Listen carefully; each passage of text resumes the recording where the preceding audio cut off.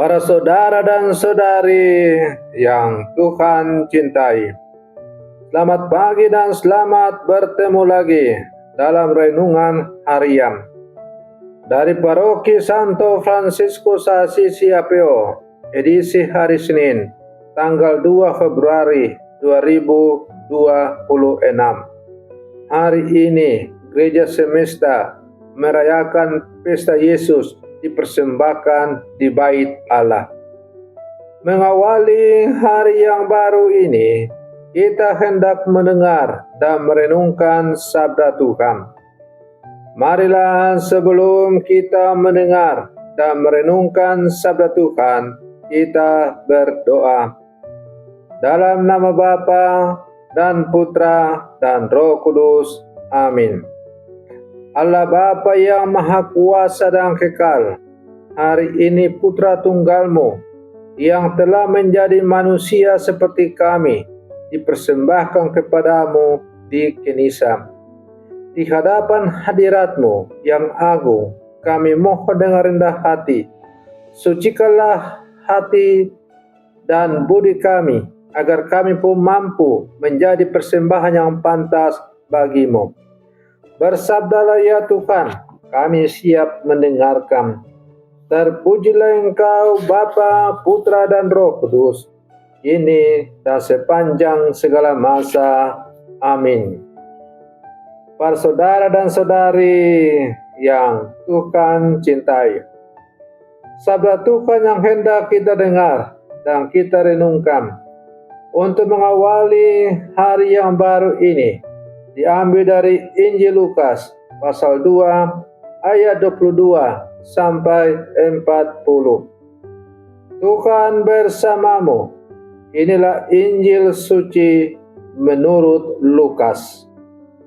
Ketika genap waktu pentakhira menurut hukum Taurat Musa, Maria dan Yusuf membawa anak Yesus ke Yerusalem untuk menyerahkannya kepada Tuhan, seperti ada tertulis dalam hukum Tuhan.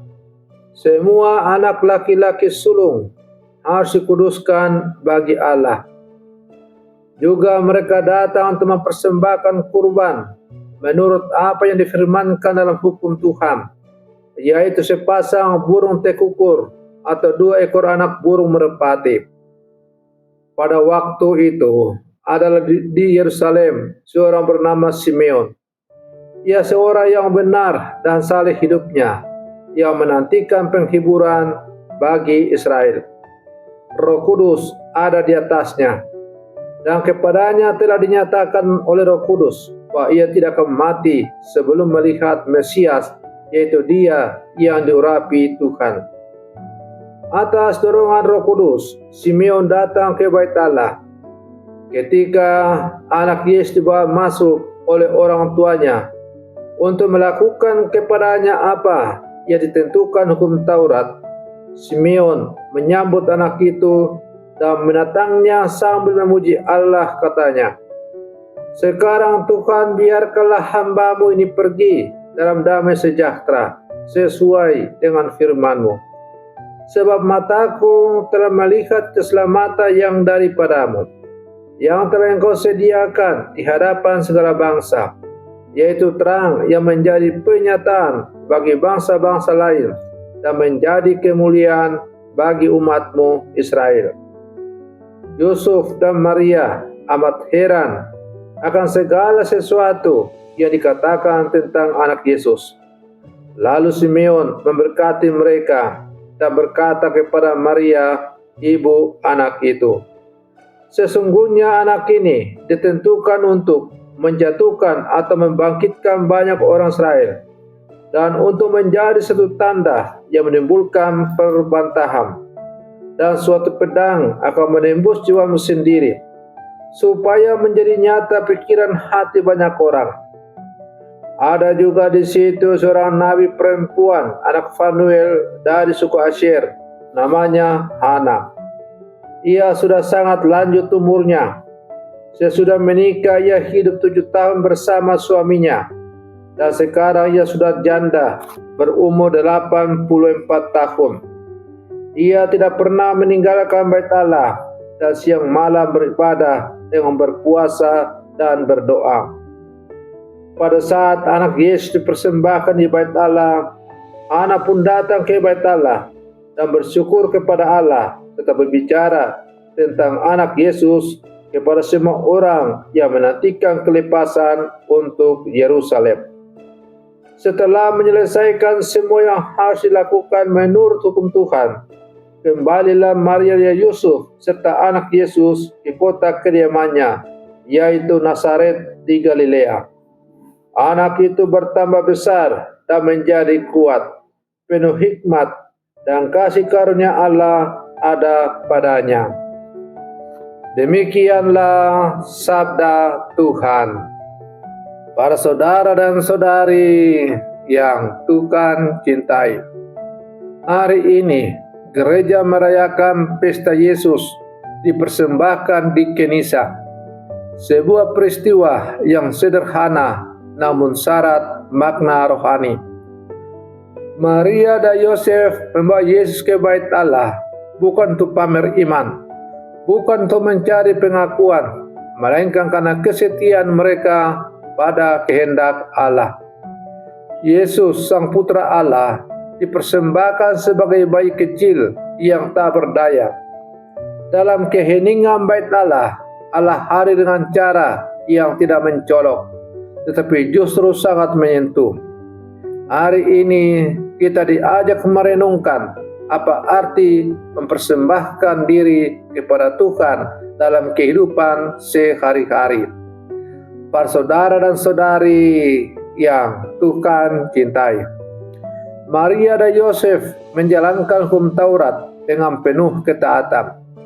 Mereka bukan orang kaya, persembahan mereka hanyalah sepasang burung tekukur, persembahan orang miskin. Namun justru disitulah letak keindahannya.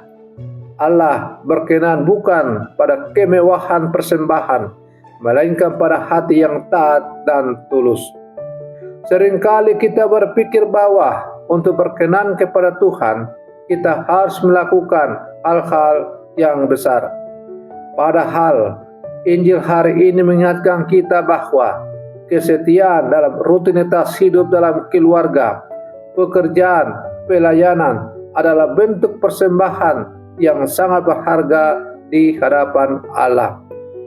Para saudara dan saudari yang Tuhan cintai, Simeon dan Nabi Hana adalah gambaran orang-orang yang tidak lelah berharap. Mereka menanti penggenapan janji Tuhan sepanjang hidup mereka. Penantian mereka bukan penantian pasif, melainkan penantian yang diisi dengan doa, puasa, dan kesetiaan. Ketika Simeon menggendong Yesus, ia berseru, "Sekarang Tuhan, biarkanlah hamba-Mu ini pergi dalam damai." Ia mengenali Yesus sebagai terang bagi bangsa-bangsa. Ini mengajarkan kita bahwa orang yang setia dan sabar akan mampu mengenali kehadiran Tuhan, bahkan dalam wujud yang paling sederhana dan tak terduga. Dalam hidup kita, seringkali Tuhan hadir melalui peristiwa kecil, dalam orang sakit yang kita layani, dalam anak yang kita didik, dalam kesulitan yang kita pikul dengan iman.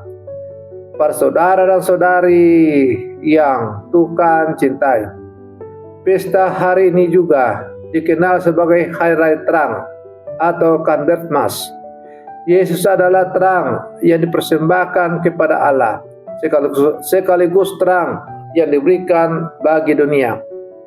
Namun Simeon juga menubuatkan bahwa terang ini akan membawa pertentangan dan penderitaan. Artinya, menjadi murid Kristus tidak selalu mudah. Mempersembahkan diri kepada Tuhan berarti siap menyerahkan ego, memikul salib, dan setia meski harus berkorban.